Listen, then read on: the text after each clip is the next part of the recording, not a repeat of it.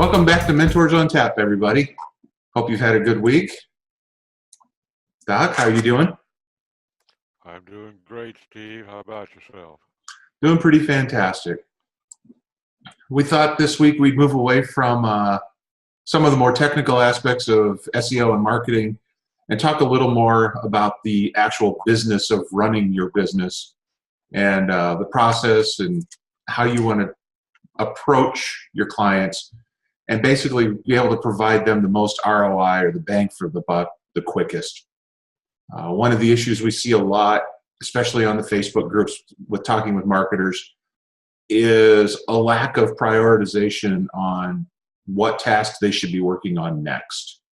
I've lost count of the number of times we've seen people worrying about the latest link metric and whether they should get one single link for a website based on some random tool's ranking factor, yet their titles on all their pages are messed up, or their product descriptions are still a mess, or their meta descriptions haven't even been touched and they're just blank. There are so many other opportunities that move the needle more than that one link, yet they're spending all their time trying to get that one link. Yeah, you see that a lot, not just with clients, but even with noobs to our business. With folks that have just been doing SEO for 2 or 3 years, and they haven't figured that out yet. That everything doesn't have the same impact, and they're spending their clients' money doing the wrong thing. Mm-hmm. Exactly.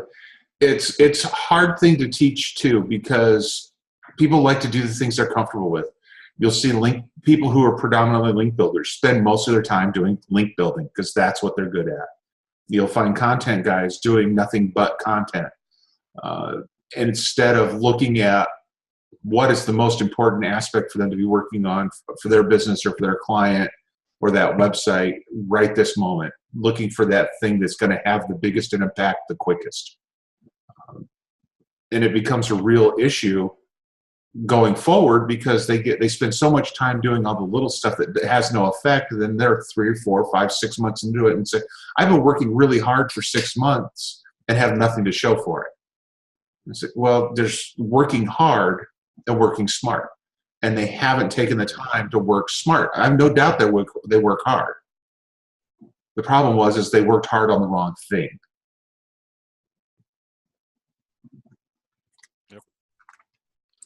It's not that difficult to figure out where the biggest bang for the buck is going to be.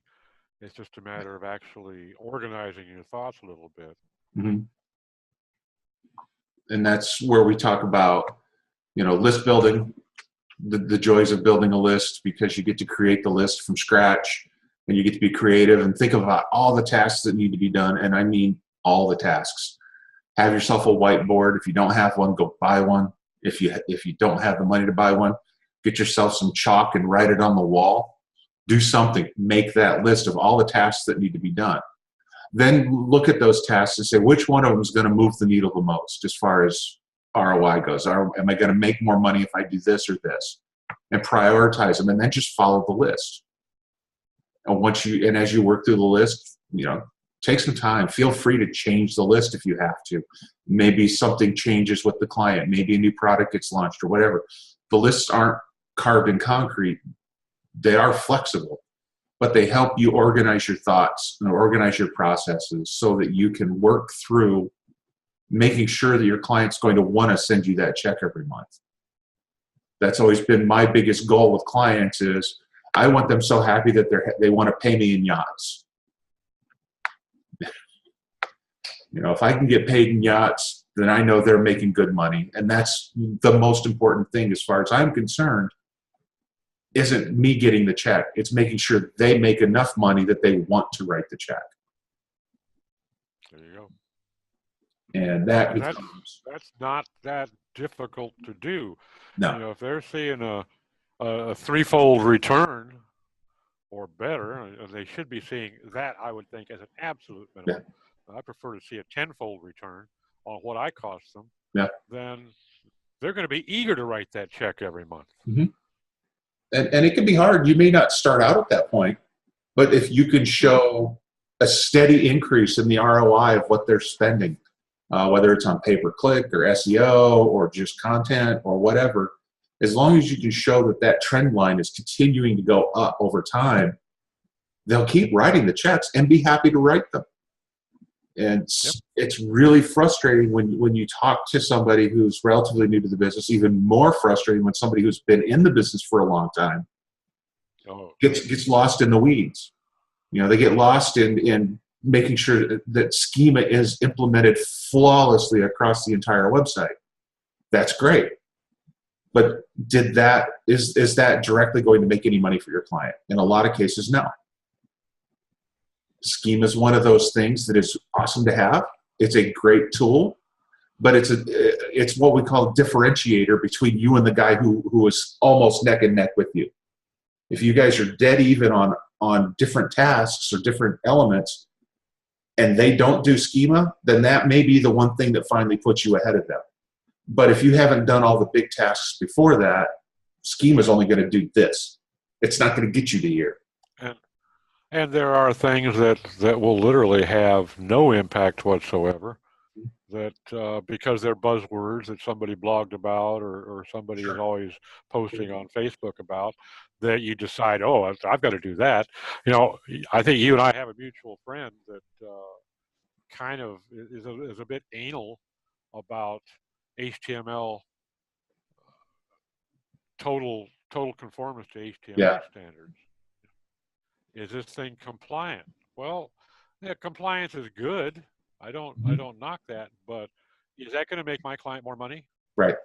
It's taking the client from 96% compliant to 100% compliant worth the amount of money that it's going to cost to do that. Yeah.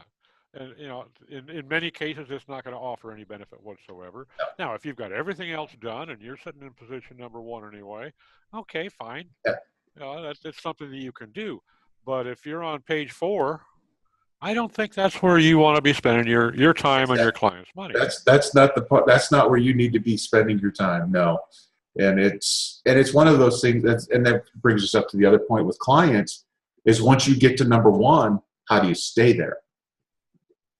Mm-hmm. And you stay there by doing all the little things that the guys chasing you don't have time to do. Because they're chasing. Which is the best position in the world to be in. Rather than trying to play catch up, make them play catch up. And you will have clients that, and I've had them in the past where you get to number 1 and you go for a year and they go, but I'm still number 1. It's like, exactly, because we've been working this for a year to stay number 1. So they let you go. And then they call you 2 years later and go, I'm not number 1 anymore. It's like, yeah, I know, because for the last 2 years, the guy at number 2 has been busting his ass to get to number 1. Well, you've just been sitting there. This is why this is a never-ending process. And this is why you have to provide the ROI for your client up front. The same issue comes from, when we talked about doing reports. Is there a lot of ROI in a 16 or 20 page report every month? No, probably not.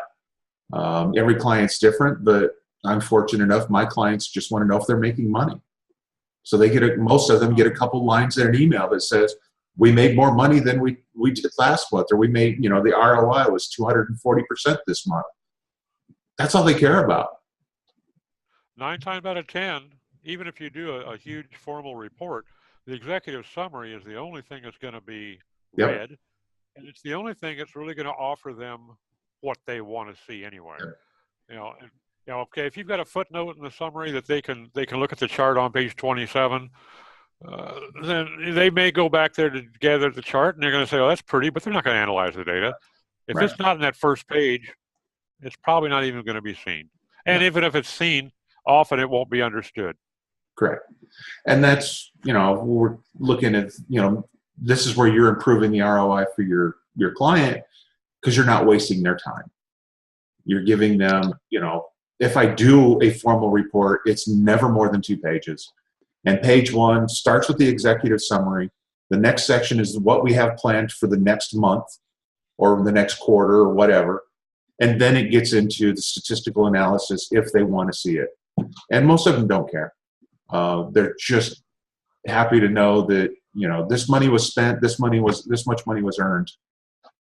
Yay. I don't even do monthly reports. The only reports I do anymore are with a site audit. Mm-hmm. And, and it's typically right in the body of an email. Yeah. That I'll actually go into it in detail, and then I'll send them a couple of Excel spreadsheets as the backup data to that, rather than making it a formal, PDF. Mm-hmm. Because you're spending his time and money and your time to build him a presentation document that is just an exercise in futility. Right. And that, for example, I sent a report a couple months ago to a client that they brought me on because I had been with them in the past when, we were up here. Then I left and they brought in somebody else, and it started to do this consistently over the course of 3 years until it, and finally they fired them and brought me back. And then I spent the next 3 months just getting the downward slide to stop. And the first time I sent them a detailed report was when the curve turned up and said, okay, this is where you were. This is what they did. This is how long it took me to stop it. This is how we're going now.